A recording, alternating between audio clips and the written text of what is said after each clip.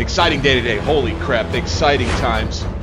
We've got another sneak peek that is out from the makers of Grand Tactician, and you'd better believe we are going to be hot on it right here at Alternate History Gaming with me, your humble and gracious player host, Bank60s, as always. Thank you guys for joining in. Appreciate you. We've got another teaser video out from the makers of this highly anticipated upcoming Grand Strategic Napoleonic era video game.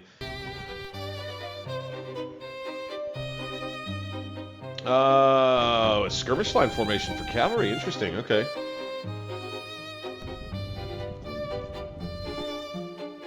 All the different formations. Yeah, okay.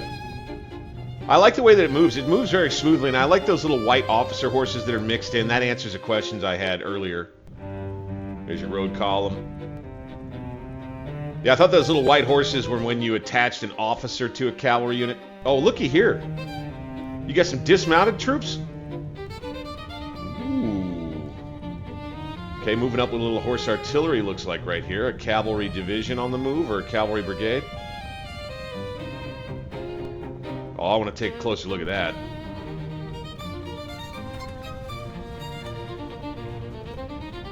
Yeah, attacking a square, it's not a good idea. That's French cavalry there, okay. Wow, what are they doing here?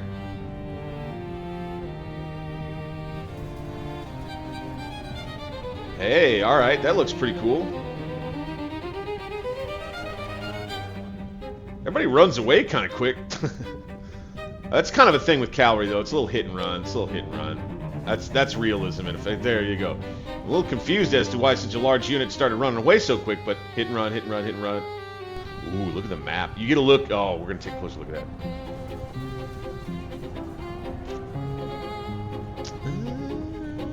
Okay. All right. I managed to get a square before he forms up.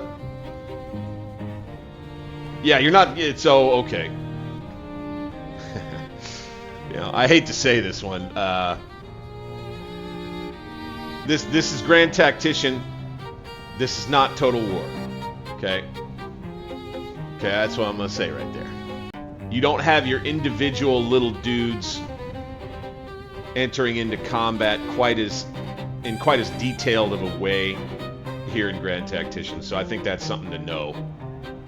All right, now let's play it again, and let's take a closer look here, okay? I'm going to do the same kind of breakdown I did before. Now, first of all, you see kind of again, that skirmish order, it looks like, with the office. I think that's just a part of the cavalry unit. Another thing I'm noticing is not to do so much of the cavalry, but I'm seeing this up here for the first time.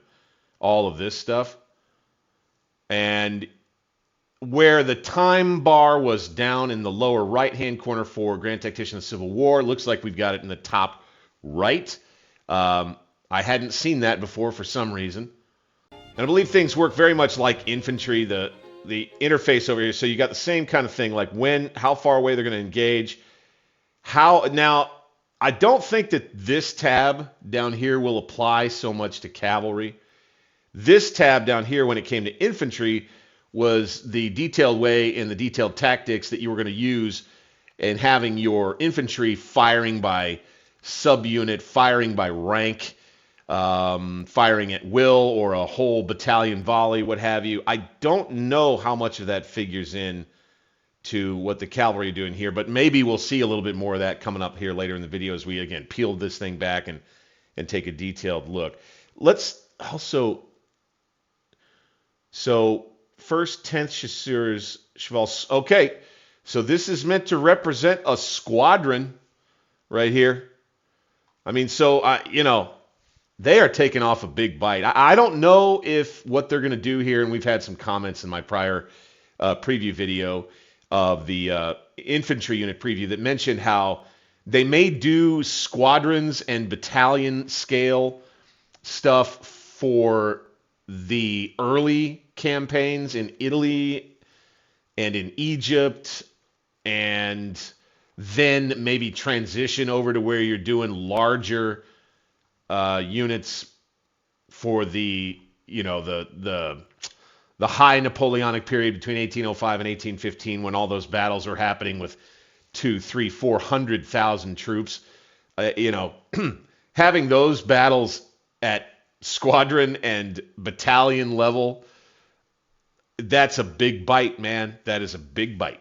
Again, I think of a battle like that. It's very rare, of course, but when you start getting into some of the big battles in the Napoleonic era, that high point between 1805 1815, I feel like it's just going to be tough to handle just squadrons and battalions. But hey, man, if they can make it playable and make it fun, man, I'm in. I'm in. Jump on the road. Boy, the graphics though. This is what really is. This is exciting about any Grand Tactician product, really. They've done just a fantastic job, it looks like, on the backgrounds, the environments, and the maps. Okay, now here, this is a line of dismounted cavalrymen, question mark, is what that looks like. Kind of like how you do, okay, I think this is with a particular type. Yeah, dragoons. Boom, there we go. That's kind of what I was curious to see if they would try to do, is actual dragoon cavalry that would often get off of its horses, just like the Civil War cavalry did, and dismount, fight on foot. And it looks like we've got it right here. I'm happy to see that. You got some horse artillery moving up with the cav like we saw before. And let's go back to that. Let's just make sure. That's horse battery. Yeah. First horse. All right. Now let's take a little bit of a closer look at what we've got in the unit panel here real quick. First of all, I like the little graphic right here. That looks pretty cool. Let's go back and take a look at what they had. They got a cool graphic for your dragoons. So they've got this here to help you understand what it is that you're looking at if you can't quite tell from what you're seeing right on the screen in front of you in the center UI view. That's cool. Then you've got all of the info about its morale cohesion. I like that. That's kind of a throwback. It looks like, well, they had cohesion in the first game. Fatigue. So fatigue at 0%, I think we could take that to mean a fresh unit. So they're not using words as descriptors in this version of the game. I think that's something else that I'm noticing right here and internalizing a bit, is that in the Grand Tactician Civil War game, they used more like words like winded, well-rested, okay, fresh, exhausted, tiring, very tired. And then instead of that, you're just going to look here and see a percentage number.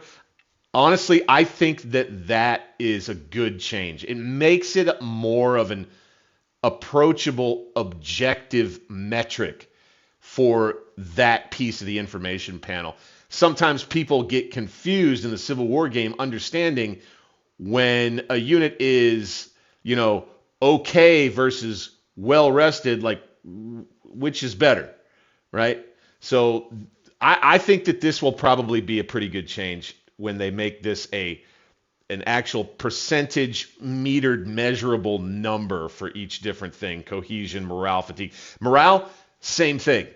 Same thing in the Civil War game. If you haven't played the game for a while, or if you don't go in and read it in the manual, of course, you always look up everything in the manual, but hey, everybody just wants to jump in and play, right? I get it. But even morale in the Civil War game, right? You're going from like confident is the best and then determined. And if you didn't know that ahead of time, you won't know what level of morale your troops are at. And so having this number to look at, I think it's a smart move. I really do. And then you see, of course, strength. Training, same kind of thing. I think this layout, this may be a more playable, more player-friendly, just as quick, when your eyes are moving around during a battle and you're thinking fast and you're trying to do things quickly, you shoot your eyes over here, you'll be able to comprehend exactly how this unit is more quickly, I think, in this Napoleonic game than you can in the Civil War game. I'm going to give credit right there for that. The other thing I'm noticing, by the way, too, is the camera movement seems like it's the same, where if you come up here to this side and, you know, this right corner area here and over here, it'll turn it. And that's, you know, just approaching the game without changing the camera movement settings much. If you go down to bottom right, bottom left, it will pan back and forth. Top right, top left, it will turn. And so, you know, kind of getting a handle on that ahead of time, knowing that ahead of time. Okay, countercharge. What does this really mean, right? So the unit will hold its ground against enemy attacks, but once the enemy is repelled, it will charge to inflict maximum disruption before falling back to its original position. Medium engagement range is used. Only short pursuit of broken enemies is allowed with this, okay? So you can see the various different stances, and I think these work for infantry too. We just didn't take as close of a look at them. So here you have your, I think your stance icon is kind of what that is. And you can do something like that with each individual unit, question mark. And of course, I would assume anyway that working down from that will be AI stances that each brigade, division, corps will have that will then be passing down stance orders to each of its individual units, like in this interface to use. I think that's an interesting mechanic right there for sure.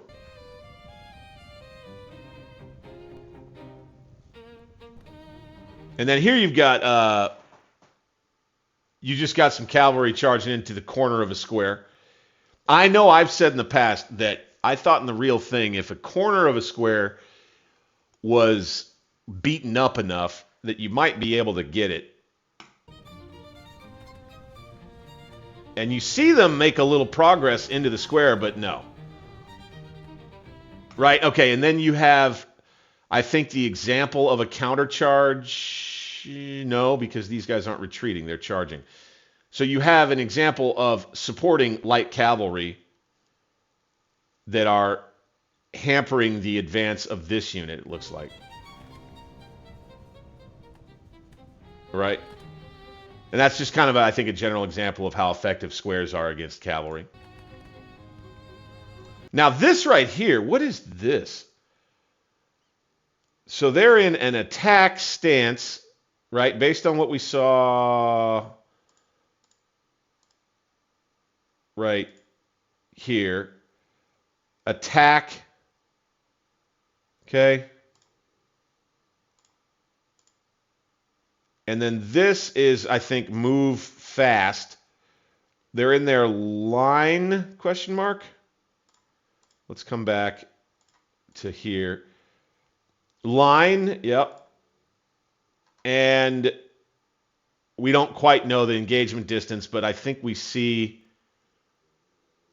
this is their target, right? Okay. And what are we doing? We're trying to... got to go back and try to look at that. Are we chasing them down? I think that's what that's meant to represent there. Then you just got regular cavalry melees. Fantastic. Very interesting. We've got a unit that's got two little dots here. You got a unit that's got a whole bunch of dots here. I don't know what they're set on. If they're on some sort of a setting where they'll fall back real fast. And if these guys are on, you know, just a superior cavalry unit, I don't know. But these guys sure fell back quick, didn't they?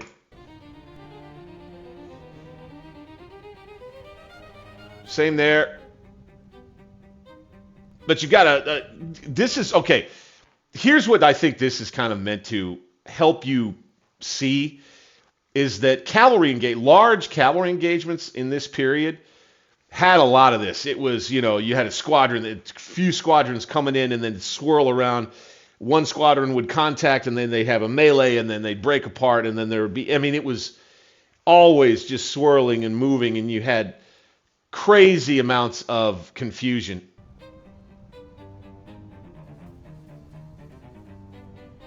See, all right, just look, this is Grand Tactician, it's not Total War, right? the detailed individual fighting man graphics are not going to be quite as dynamic and intuitive, it would appear to me.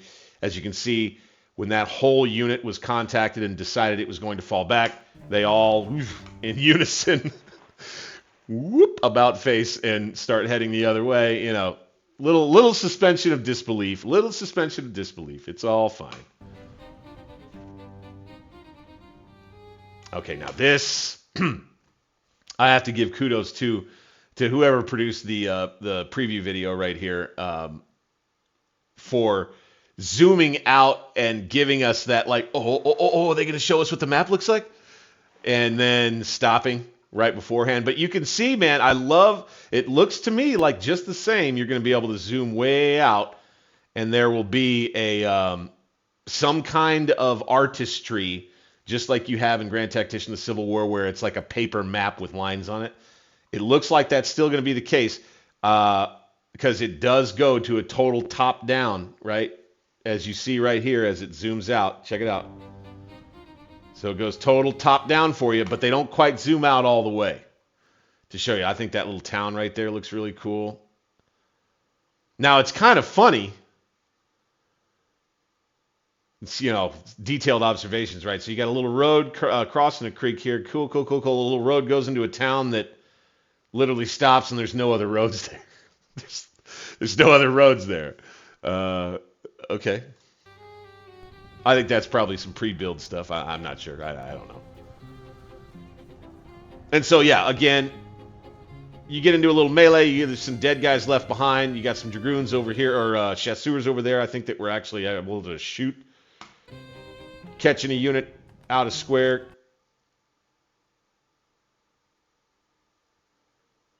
The 3rd, 4th Demi Brigade Fusilier Battalion.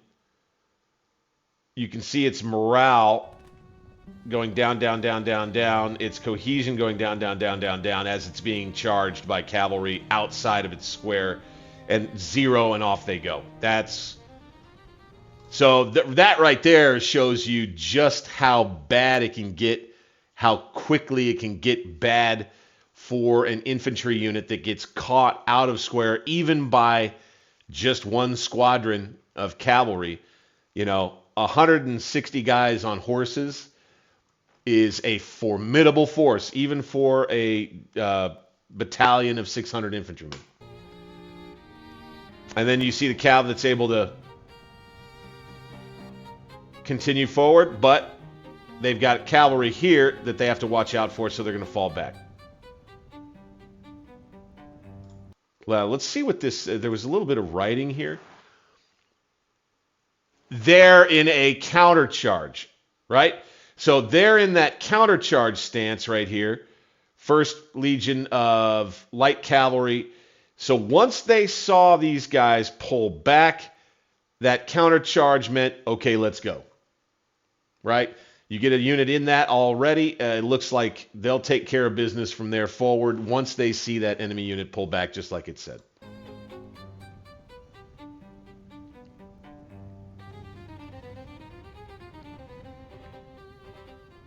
But then there's another one here that might be on a countercharge for the Austrians. And charge into there. Now, here we go. Charging a line of infantry that's able to actually open fire on you. Here's morale effects on that. They start at 99. And they end up, after just a couple of volleys, getting all the way to 78. So that's showing you the effect of that. And of course, guys, I think that's pretty much everything. That's all my observations here. The very latest as we continue to follow the development of this next great game from Grand Engineer Corps, Grand Tactician, the Napoleonic Wars, 1792 to 1815. A chance to take a swipe at recreating history throughout the entire Napoleonic age. Guys, this is big stuff. I cannot wait to get my hands on this. I'm not going to lie. I know a lot of you out there feel the same way about it. I love the level of detail. We've learned a little bit more about how cavalry works, and I can't wait to see what they come out with next. I feel like our next unit preview might have something to do with artillery. We'll see. And then perhaps a future looks at the campaign map and the way that they're going to do some more of the graphics around their user interface and things like that. If you enjoyed today's video, please click that thumbs up for me. I appreciate you. Subscribe to the channel. We're going to keep covering this throughout. Hit the notification bell to find out the next time I drop a video for you here on Grand Tactician or anything else that interests you in this grand strategic alternate history gaming realm. I am Bank60s, your humble and gracious player host as always, and we'll see you guys on the next one. Bye.